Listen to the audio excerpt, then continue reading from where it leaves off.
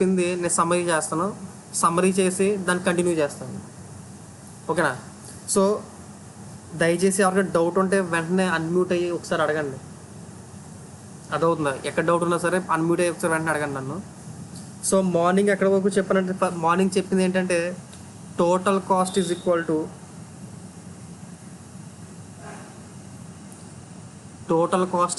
To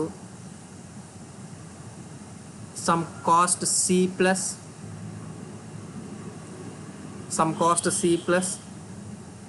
machining cost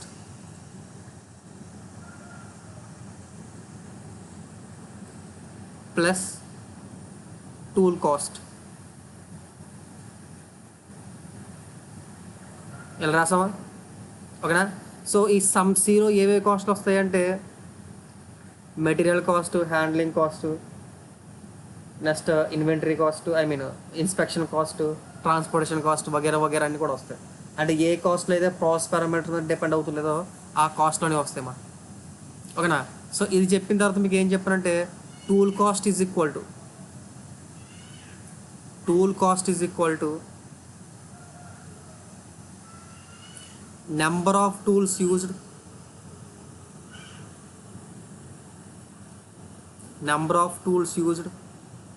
into cost of one tool.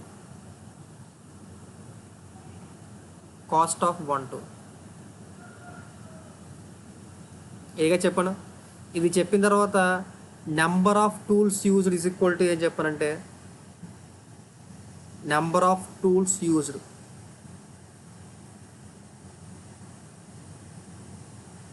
అని ఏం చెప్పానంటే టోటల్ మెషినింగ్ టైం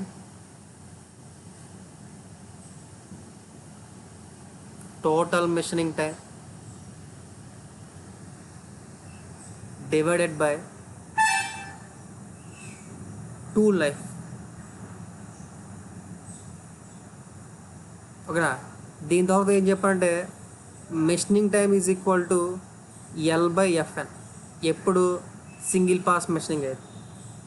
ఓకేనా? అలాగే నేను టైలర్స్ ఈక్వేషన్ నుంచి VT power and is equal to constant దగ్గర నుంచి tool life T is equal to C/V whole power N 1/N అని చెప్పి ఏ రాస్తారంటే ఇదే number of tools use is equal to ఏ రాస్తారంటే L/FN divided by C/V whole power 1/N. ఇక్కడ వరకు చెప్పినట్టు గుర్తు నాకు మార్నింగ్ క్లాస్లో. ఓకేనా? ఇక్కడ వరకు ఎవరికైనా డౌట్స్ ఉన్నాయా? కంటిన్యూ చేసుకోవచ్చా? నేను మార్నింగ్ క్లాస్లో నేను ఇక్కడ వరకు చెప్పినట్టు నాకు గుర్తు. ఇక్కడ వరకు అక్కడ డౌట్స్ ఉన్నాయా? నేను కంటిన్యూ చేసుకోవచ్చా?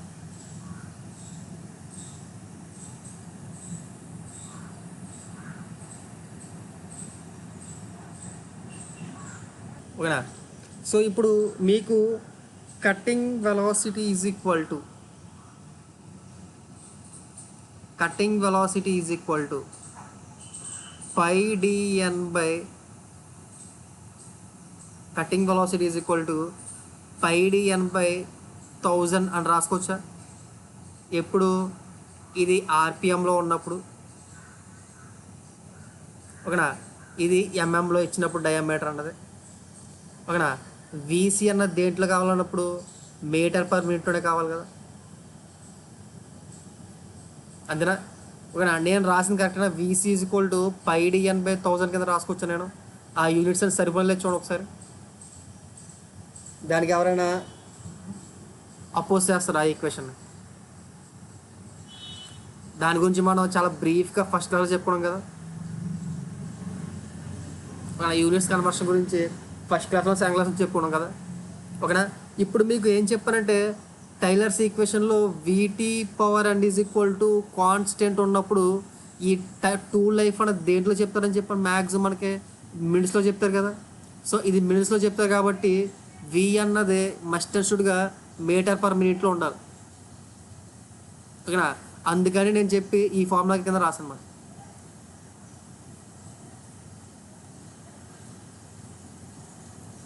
ఓకేనా?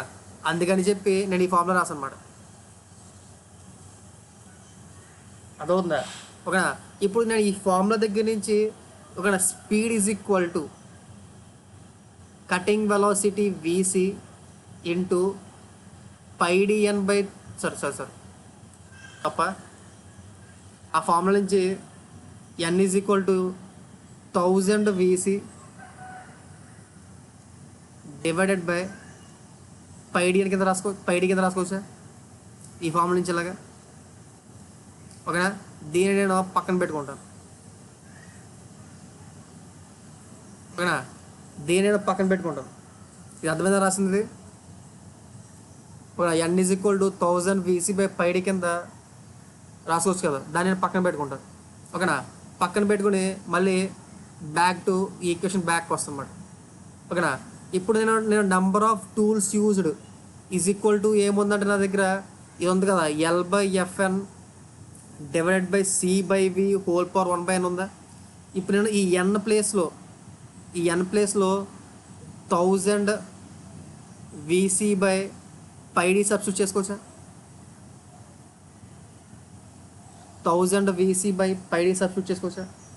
చేసుకుంటే ఇప్పుడు నాకు నెంబర్ ఆఫ్ టూల్స్ యూజ్డ్ ఏమవుతుంది అంటే, ఓకేనా, నాకు నెంబర్ ఆఫ్ టూల్స్ యూజ్డ్ ఏమవుతుంది అంటే, ఓకేనా, ఇప్పుడు చూడండి ఒకసారి. ఇప్పుడు నాకు నెంబర్ ఆఫ్ టూల్స్ యూజ్డ్ ఏమవుతుంది ఒకసారి.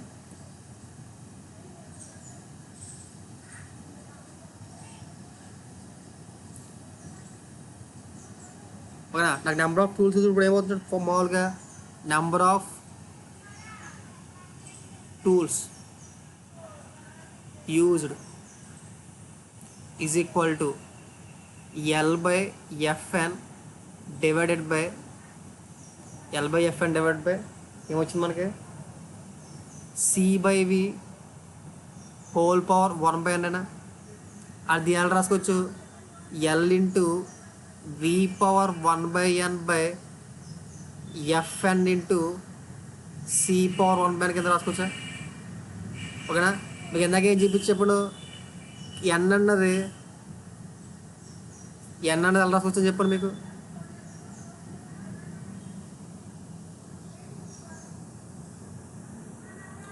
n అన్నది ఎలా రాసుకోవచ్చని చెప్పండి మీకు. 1000 కటింగ్ వెలాసిటీ బై πd కింద రాసుకోవచ్చా. ఓకేనా. సో నేను దీన్ని n ప్లేస్లో కనుక నేను సబ్స్టిట్యూట్ చేసుకుంటే, ఓకేనా, L into V power 1/n divided by F into 1000 V into πd V 1000 V into πd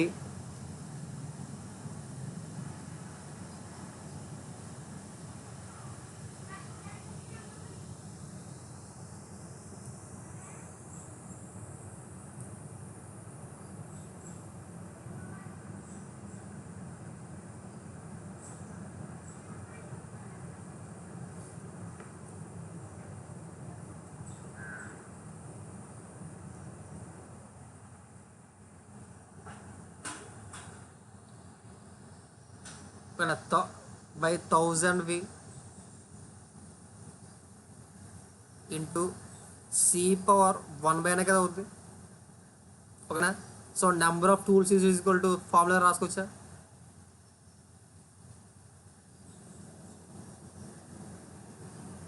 ఇలా రాసుకోకూడదు.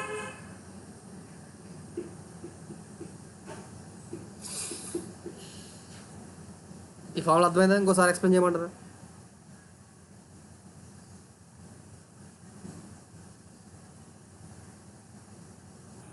ఓకేనా.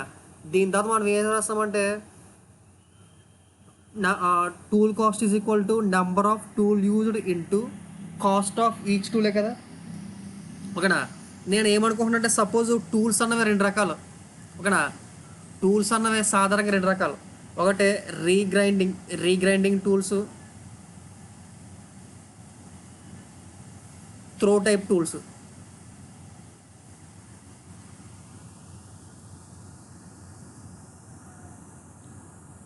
ఓకేనా.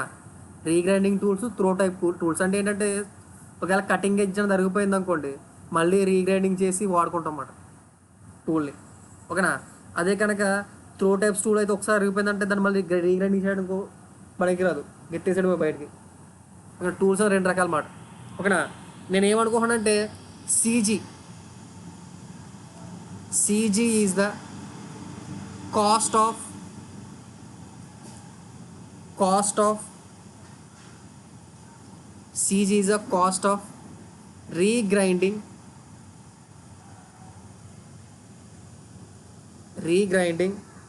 tool one time. ఓకేనా, ఒక టూల్ని ఒకసారి రీగ్రైండింగ్ చేయడానికి ఎంతది కాస్ట్ అవుతుందో ఆ కాస్ట్ని సీజీ అనుకుంటున్నాను. ఓకేనా, ఒక టూల్ని ఒకసారి రీగ్రైండింగ్ చేయడానికి ఎంతైతే కాస్ట్ పడుతుందో దాన్ని సీజీ అనుకుంటున్నాను. ఓకేనా, అలా కూడా ఎన్ని కటింగ్ ఎడ్జెస్, ఒక కటింగ్ ఎడ్జ్ని ఒకసారి రీగ్రైండింగ్ చేయడానికి కాస్ట్ ఎంత పడుతుంది అనుకుంటున్నా అంటే, ఓకేనా, సీజీ పడుతుంది అనుకుంటున్నాను. లేదా కొత్తగా టూల్ కొంటున్నాం అనుకోండి, ఓకేనా, అది త్రో టైప్ టూల్ అనుకోండి. సీజీ అంటే ఏంటంటే ఒక టూల్ని కొనడానికి ఎంతైతే కాస్ట్ పడుతుందో దాన్ని సీజీ అనుకుంటాను. త్రో టైప్ టూల్స్ అయితే, టూల్స్ అని రెండు రకాలు, ఒకటేమో రీగ్రైండింగ్ టూల్స్, ఇంకోటి త్రో టైప్ టూల్స్. ఓకేనా, రీగ్రైండింగ్ టూల్స్ అయితే ఓకేనా, దాన్ని రీగ్రైండింగ్ చేయడానికి ఎంత అయితే ఖర్చు అవుతుందో దాన్ని సీజీ అనుకుంటాను. అదే త్రో టైప్ టూల్స్ అయితే కొత్త టూల్ కొనడానికి ఎంత ఖర్చు అవుతుందో దాన్ని సీజీ అనుకుంటాను. అర్థమవుతుందా? ఓకేనా, అది కూడా ఏంటి, కేవలం ఒక కటింగ్ ఎడ్జ్ టూల్స్ అయితే తీసుకోవాలన్నమాట. అంటే ఒక కటింగ్ ఎడ్జ్కి. ఓకేనా, సపోజ్ 4 కటింగ్ ఎడ్జెస్ ఉన్న టూల్ కొనుక్కున్నాను. ఓకేనా, సపోజ్ 4 కటింగ్ ఎడ్జెస్ ఉన్న ఒక టూల్ కొనుక్కున్నాం. ఆ tool cost for example 800 rupees పడింది అనుకోండి సపోజ్. ఓకేనా, దీనికి 4 కటింగ్ ఎడ్జెస్ ఉన్నాయి. ఓకేనా, అప్పుడు సీజీ ఎంత అవుతుంది? సీజీ ఎప్పుడు కూడా దేనికి వేయాలంటే ఒక కటింగ్ ఎడ్జ్ వాల్యూ మాత్రమే వేయాలి. ఓకేనా, ఒక కటింగ్ ఎడ్జ్కి ఎంతైతే ఖర్చు అవుతుందో ఆ వాల్యూ మాత్రమే వేసుకోవాలి ఎప్పుడు కూడా. అదవుతుందా? ఈ సీజీ అన్నది cost of regrinding tool one time, లేదా ఒక కటింగ్ ఎడ్జ్కి మాత్రమే. అదవుతుందా? అంటే ఇక్కడ ఇప్పుడు 800 రూపీస్ పట్టి నువ్వు ఒక టూల్ కొనుక్కున్నావు, లేదా ఒక టూల్ని రీగ్రైండ్ చేయడానికి 800 రూపీస్ పట్టింది, దానికి 4 కటింగ్ ఎడ్జెస్ ఉన్నాయి అనుకోండి. అంటే అప్పుడు సీజీ ఎంత వేయాలి మనం? 800/4 అంటే 200 వేసుకోవాలి. అదవుతుందా పాయింట్? ఎప్పుడు కూడా సీజీ అన్నది కేవలం ఓకేనా ఎప్పుడు కూడా సీజీ అనేది కేవలం సింగిల్ కటింగ్ ఎడ్జ్ మాత్రమే వేసుకోవాలన్నమాట. ఓకేనా, రాసుకోండి. Let CG is the cost of regrinding tool for one time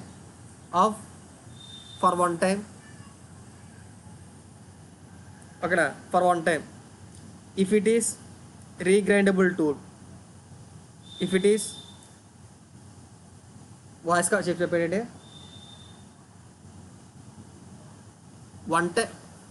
ఒక ఎడ్జ్ని ఒకసారి రీగ్రైండ్ చేయడానికి, ఒక కటింగ్ ఎడ్జ్ని ఒకసారి రీగ్రైండింగ్ చేయడానికి ఎంతైతే కాస్ట్ అవుతుందో దాన్ని సీజీ అంటాం. మనకి వాడేది కూడా సింగిల్ పాయింట్ కటింగ్ టూల్సే కదా. అదవుతుందా? ఓకేనా, ఇది the cost of regrinding, CG is the cost of regrinding one cutting edge of a tool for one time. Regrinding one cutting edge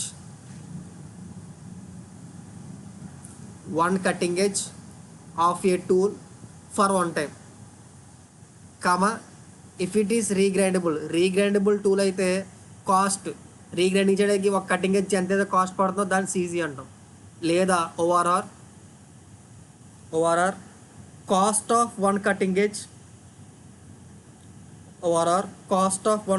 edge if it is thrown away type tool.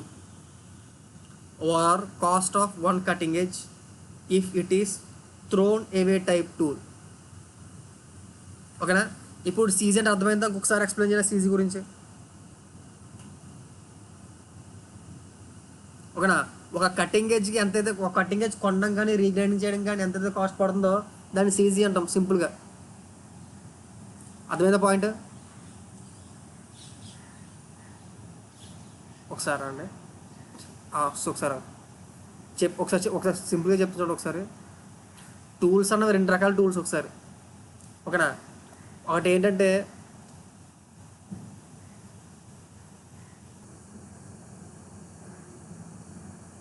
మనం ఏ రాసాం, tool cost is equal to number of tools used into cost of each tool కింద రాసామా, ఓకేనా. ఇప్పుడు మనకి number of tools used formula ఫైనల్గా ఏమొచ్చింది చెప్పండి ఎవరికి నాకు. Number of tool used formula మనకు ఫైనల్గా ఏమొచ్చింది,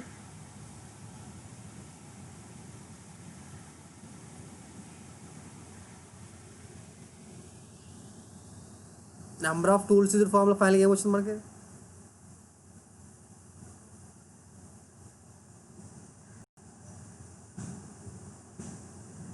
వాయిస్ వినిపిస్తుందా. Number of tool used formula ఏమొచ్చింది మనకి ఫైనల్గా.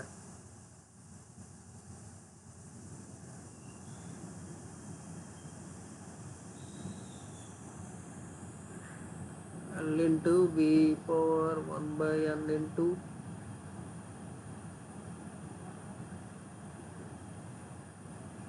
Fn, sorry sir, and also by D by 1000 C power 1 by N. తర్వాత ఏంటి మర్చిపోయాను, ఇంటూ ఎఫ్, అంతేనా. నా వాయిస్ వినిపిస్తుందా మీకు, నా వాయిస్ వినిపిస్తుందా.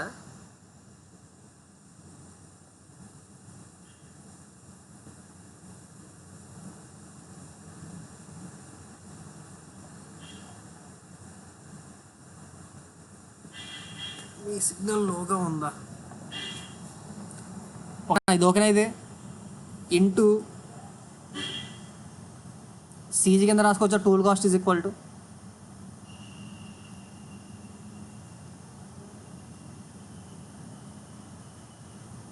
ఇలా రాసుకోవచ్చా. ఇది ఓకేనా అందరికి, ఓకేనా. ఇది నేను పక్కన పెట్టుకుంటాను, ఇంకా ఇది నేను పక్కన పెట్టుకుంటాను. ఇది tool cost is equal to L into V power 1 by N minus 1 into pi D by 1000 C power 1 by N into F into CG కింద రాసుకుంటున్నాను, ఓకేనా. దీన్ని నేను పక్కన పెట్టుకుంటాను, ఓకేనా. నెక్స్ట్ ఏ కాస్ట్ గురించి వెళ్తానంటే మెషినింగ్ కాస్ట్ గురించి మాట్లాడుకుందాం, ఓకేనా. మెషినింగ్ కాస్ట్ గురించి మాట్లాడుకుందాం,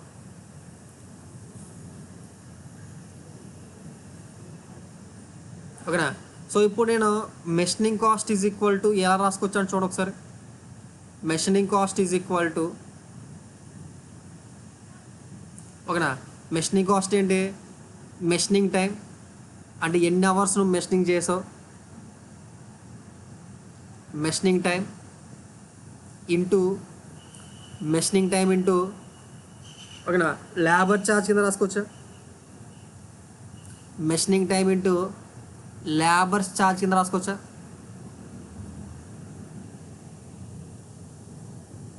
machining cost is equal to machining time into labour charge కింద రాసుకోవచ్చా.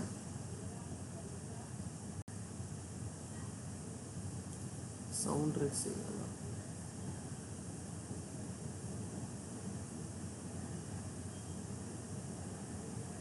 ఇప్పుడు వినిపిస్తుందా.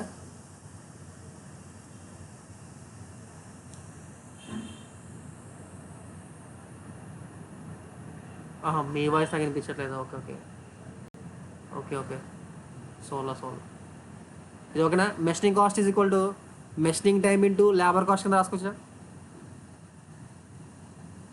ఇది ఓకేనా. ఇప్పుడు మెషినింగ్ టైం ఫార్ములా ఏంటి,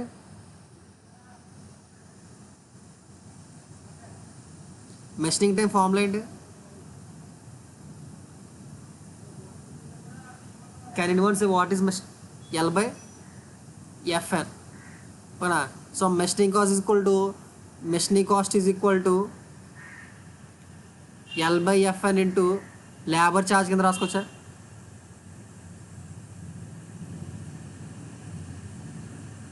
రాసుకోవచ్చా. ఇప్పుడు నేను ఎల్ సఫిక్స్ ఎం ఎలా తీసుకున్నానంటే లేబర్ ఛార్జ్ కింద తీసుకున్నాను. లేబర్ ఛార్జ్ దేంట్లో రూపీస్ పర్ మినిట్లో తీసుకుంటున్నామాట. ఓకేనా, ఎల్ సఫిక్స్ ఎంని labour charge rupees per minute కింద తీసుకుంటున్నాం. ఓకేనా, దాని నుంచి machining cost is equal to ఓకేనా L/F ఇంటూ ఎన్. ఎన్ని ఎలా రాసుకుంటానంటే 1000 VC/πD కింద రాసుకోవచ్చా, 1000 VC/πD కింద రాసుకోవచ్చా, ఇంటూ ఎల్ ఏమవుతుంది మెషినింగ్ కాస్ట్ అన్నది.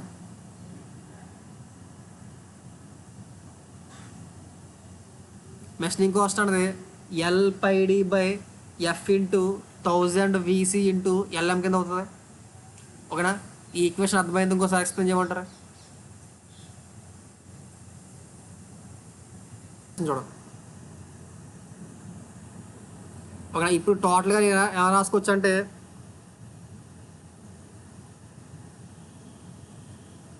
ఓకేనా, ఇప్పుడు టోటల్ ఎలా రాసుకోవచ్చు అంటే టోటల్ కాస్ట్ ఈజ్ ఈక్వల్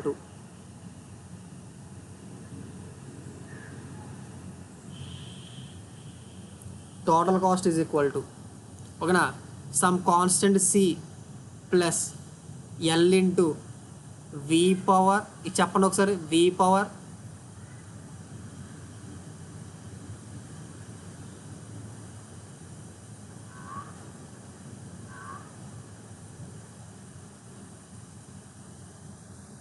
ఎంతేనా.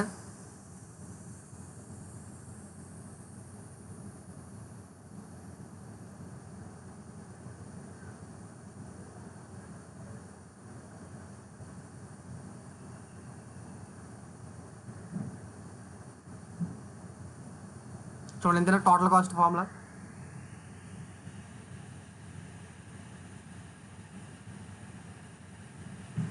ఎంత తప్పు రాసాను చూడండి, ఒకసారి చెక్ చేయండి ఒకసారి.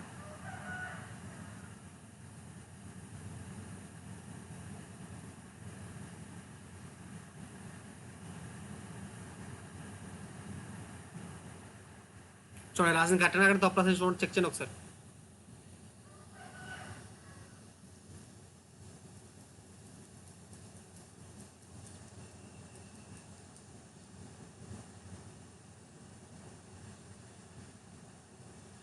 ఎంతైనా రాసిన ఈ ఈక్వేషన్ ఫైనల్ ఈక్వేషన్ డౌట్స్ ఉన్నాయి ఎవరికైనా?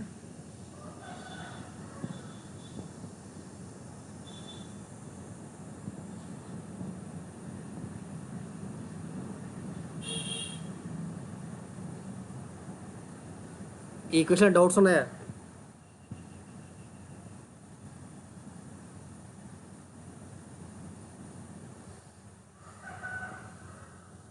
ఏంటి ఎవరు మాట్లాడరు? కన్ను చేయొచ్చా? ఓకేనా, చూడండి ఒకసారి. ఇప్పుడు మనకి అసలు ఈ క్రైటీరియా అన్నది ఎందుకు చేస్తామంటే ప్రాసెస్ పారామీటర్స్ అన్నవి మార్చుకుంటే మనకి ఖర్చు ఎలా తగ్గుతుంది అన్న కాన్సెప్ట్గా చదువుకుంటున్నాం మనం. ఓకేనా, మనకున్న ప్రాసెస్ పారామీటర్స్ ఏంటి? 3: velocity, feed, depth of cut. ఓకేనా, దేంట్లో అయినా సరే టూల్ లైఫ్లో అవ్వండి, ఇంకే మెషినింగ్ అన్నది త్వరగా అవ్వాలన్నా సరే దేంట్లో అయినా సరే మేజర్ పార్ట్ అన్నది కటింగ్ వెలాసిటీ తీసుకుంటుంది అన్నమాట. ఓకేనా, సో ఇప్పుడు మనం దీంట్లో ఏం చేస్తామంటే కటింగ్ వెలాసిటీని ఎలా మార్చుకోవాలి సచ్ దట్ మనకు అయ్యే ఖర్చు అన్నది మినిమం అవుతుంది. అంటే నేను ఎంత కటింగ్ వెలాసిటీ అన్నది యూజ్ చేస్తే ఒక నాకు అయ్యే ఖర్చు మినిమం అవుతుందో అది ఫైండ్ అవుట్ చేయాలన్నమాట. ఓకేనా, ఇప్పుడు నేను ఏం చేస్తానంటే మొత్తం ఈక్వేషన్ అంతా కూడా కటింగ్ వెలాసిటీలోకి తీసుకొస్తాను నేను. ఓకేనా, ఇప్పుడు నాకు ఏ కటింగ్ వెలాసిటీ దగ్గర టోటల్ కాస్ట్ అన్నది మినిమం అవుతుందో ఫైండ్ అవుట్ చేద్దాం అనుకుంటున్నాను నేను. ఓకేనా, అంటే ఇప్పుడు నేను ఏం చేయాలి, ఈ ఈక్వేషన్ ఏ కటింగ్ వెలాసిటీ దగ్గర నాకు టోటల్ కాస్ట్ అనేది మినిమం అవుతుందో నాకు కావాలి. ఇప్పుడు ఈ ఈక్వేషన్ ఏం చేసుకోవాలి, ఆ టోటల్ కాస్ట్ని విత్ రెస్పెక్ట్ టు వీతో డిఫరెన్షియేషన్ చేసి ఈజ్ ఈక్వల్ టు 0 చేస్తే నాకు వి వస్తుంది కదా, ఒక పర్టికులర్ వి వస్తుంది కదా. ఓకేనా, ఆ వీని ఏమంటామంటే ఓకేనా, ఏ వి ఏది వచ్చిందో ఆ కటింగ్ వెలాసిటీని ఏమంటామంటే ఆప్టిమమ్ కటింగ్ వెలాసిటీ అంటాం. ఓకేనా, వి ఆప్టిమమ్ అంటాం. వి ఆప్టిమమ్ అంటే ఏంటంటే ఆ మెషినింగ్ ప్రాసెస్లో మనం ఆ కటింగ్ వెలాసిటీ కనుక యూజ్ చేస్తే ఓకేనా, మనకు అయ్యే టోటల్ ఖర్చు అనేది ఏమవుతుందంటే మినిమం అవుతుంది మనకి. ఓకేనా, ఇప్పుడు మీరు నాకు ఈ equation with respect V differentiation చేసి వి వాల్యూ ఎంత వస్తుందో చెప్తారా? విత్ రెస్పెక్ట్ వి డిఫరెన్షియేషన్ చేసి వి వాల్యూ ఎంత వస్తుందో చెప్తారా నాకు? ఫీడ్ కాన్స్టెంట్ అనుకోవాలి, ఇంకా ఓన్లీ వి ఒకటి వేరియబుల్ కింద తీసుకోవాలి. ఎందుకు ఫీడ్ని కాన్స్టెంట్ కనుక్కుంటాం అంటే ఓకేనా, మనకి మూడిట్లతో పోల్చుకుంటే వి అన్న చాలా ఎక్కువ ప్రభావం చూపిస్తుంది. ఓకేనా, సో సో మనం ఎక్కువ కాన్సన్ట్రేషన్ అనేది కటింగ్ వెలాసిటీ మీద కటింగ్ వెలాసిటీ మీద ఫోకస్ చేస్తాం అన్నమాట. సో అందుకని ఫీడ్ని కాన్స్టెంట్ అనుకోండి. నెక్స్ట్ ఫ్రాంక్గా ఓకేనా, ఫీడ్ని కాన్స్టెంట్ అనుకోండి. ఓకేనా, విత్ రెస్పెక్ట్ డిఫరెన్షియేషన్ చేసి నాకు ఆ వాల్యూ ఎంత వస్తుంది చెప్పండి చూడండి. ఓకేనా, ఇప్పుడు ఏం చేయాలనో విత్ రెస్పెక్ట్ టు వితో డిఫరెన్షియేషన్ చేయాలి మొత్తం ఈక్వేషన్, అంతేనా? విత్ రెస్పెక్ట్ వితో నేను డిఫరెన్షియేషన్ చేయాలి ఈ ఈక్వేషన్ మొత్తం. ఓకేనా, so okay with respect to differentiation చేస్తున్నా. ఓకేనా, సో డిఫరెన్షియేషన్ ఆఫ్ దీంట్లో ఎటువంటి వి లేదు కదా దీంట్లో. ఓకేనా, సో డిఫరెన్షియేషన్ ఆఫ్ కాన్స్టెంట్ ఎంత గోపి? డిఫరెన్షియేషన్ ఆఫ్ కాన్స్టెంట్ ఎంత? 0 అయినా ప్లస్. ఓకేనా, ప్లస్ దీంట్లో ఎల్ కాన్స్టెంట్, పైడి కాన్స్టెంట్, సీజీ కాన్స్టెంట్, ఇవన్నీ కాన్స్టెంట్ కదా, అవన్నీ నేను డైరెక్ట్గా పక్కన రాసుకుంటున్నాను.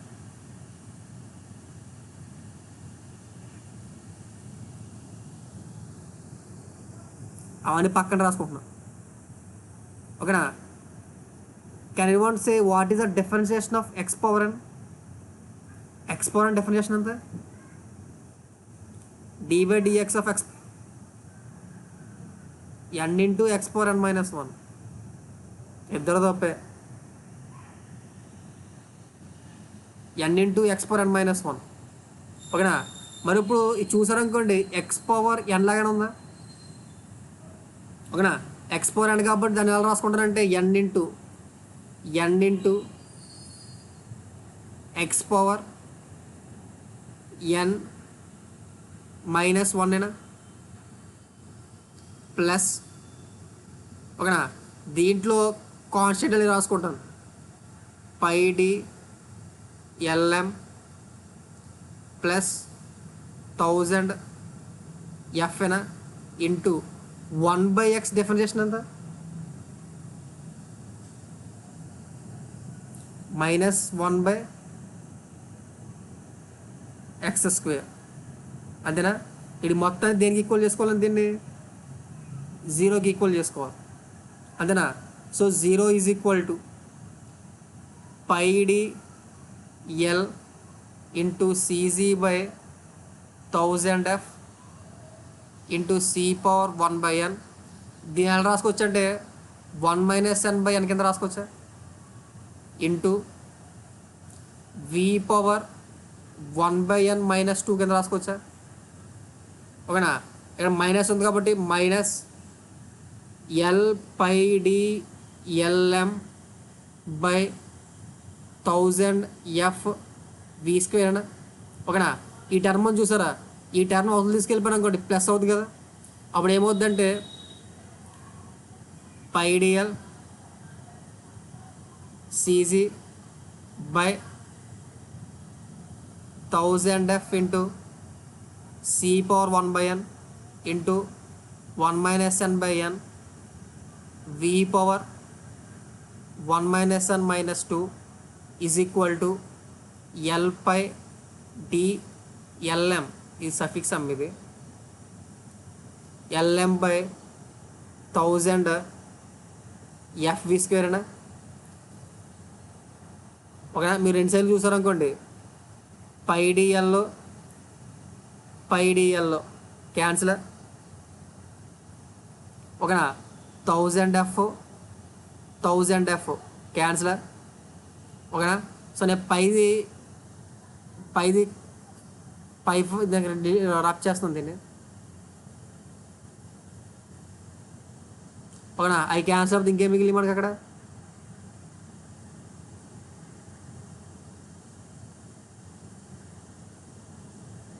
ఓకేనా? ఈ క్యాన్సర్ మనకి ఇంకేం మిగిలిన ఇక్కడ? ఓకేనా? CG by C power 1/n into 1/n minus N, ఓకేనా, into V power 1/n minus 2. ఓకేనా? యువతల డినోమినేటర్లో వి స్క్వేర్ ఉంది కదా, ఆ వి స్క్వేర్ వచ్చింది అనుకోండి ఇంటూ వి స్క్వేర్ అవుద్దా? ఓకేనా? మీరు ఎప్పుడైనా ఏ పవర్ ఎం ఇంటూ ఏ పవర్ అని ఫార్ములా ఏమవుద్ది? ఏ పవర్ ఎం ప్లస్ అన్న. సో ఇది ఇంటూ మనకి ఇంటూ ఏమొస్తుంది అంటే వి స్క్వేర్ వస్తుంది కదా, ఏ పవర్ ఎం ఇంటూ ఏ పవర్ దీని రాసుకోవచ్చు, ఏ పవర్ ఎం ప్లస్ అని కింద రాసుకోవచ్చా? ఓకేనా? అందుకని దీని ఎలా రాస్తానంటే ఓకేనా +2 కింద రాస్తాం. ఈజ్ ఈక్వల్ టు ఏముంటుంది, ఎల్ఎం ఉంటుందా? ఓకేనా? సో ఇది చూసాను అనుకోండి, వి పవర్ 1 ఈ +2 ఇది క్యాన్సిల్ అయిపోద్దా? So V power 1/n is equal to మిగతాదంతా ఒక తీసుకొచ్చేస్తాను నేను. ఏమవుద్ది, LM into C power 1/n into N by CG into 1 - n. దీని నుంచి వి ఈజ్ ఈక్వల్ టు ఏమవుద్ది, C of LM by CG into n/1 - n. ఓకేనా? వెలాసిటీ అన్నది ఆప్టిమం వెలాసిటీ అనేది ఎంత అయితే, వెలాసిటీ అనేది ఎంత అయితే మనకి అయ్యే ఖర్చు ఎలా ఉంటుంది, తక్కువ ఉంటుంది అన్నమాట ఇంత వెలాసిటీ దగ్గర. మీకు ముందే చెప్పేస్తున్నాను, economics of criteria, economics of మెషినింగ్లో ఈ ఈ టాపిక్ వచ్చేసరికి మీరు జస్ట్ ఫార్ములా మగప్ చేస్తే బట్టి పట్టేస్తే సరిపోదు, నేను చేసిన ప్రొసీజర్ మొత్తం మీకు అర్థం కావాలి. ఎందుకంటే గేట్లో రెండు మూడు సార్లు ఈ టాపిక్ నుంచి సమ్స్ ఇచ్చాడు. ఓకేనా? ఆ సమ్స్ ఎలా ఇచ్చాడంటే ఫార్ములా బేస్డ్ అయితే రావు సమ్స్. ఓకేనా? మనం చేసిన ప్రొసీజర్ ఫాలో అవుతూనే ఆన్సర్లు అవుతాయి. డైరెక్ట్గా ఫార్ములా వేసేద్దాం ఆన్సర్ తెచ్చేద్దాం అంటే అవ్వదు. ఓకేనా? నేను ఏదైతే ప్రొసీజర్ చేసానో ఆ ప్రొసీజర్ని ఫాలో అయితేనే మీకు సొల్యూషన్ వస్తుంది. ఓకేనా? సో దీంట్లో మీకు వచ్చిన ప్రొసీజర్ ఇంపార్టెంట్ ఫార్ములాతో పోల్చుకుంటే. మీరు ఫస్ట్ ప్రొసీజర్ అర్థం చేసుకోవాలి, ఏం చేసాము ఏంటి అని అర్థం చేసుకున్న తర్వాత ఫార్ములా దగ్గరికి వెళ్తే బెటర్. నా బెస్ట్ సజెషన్ అది.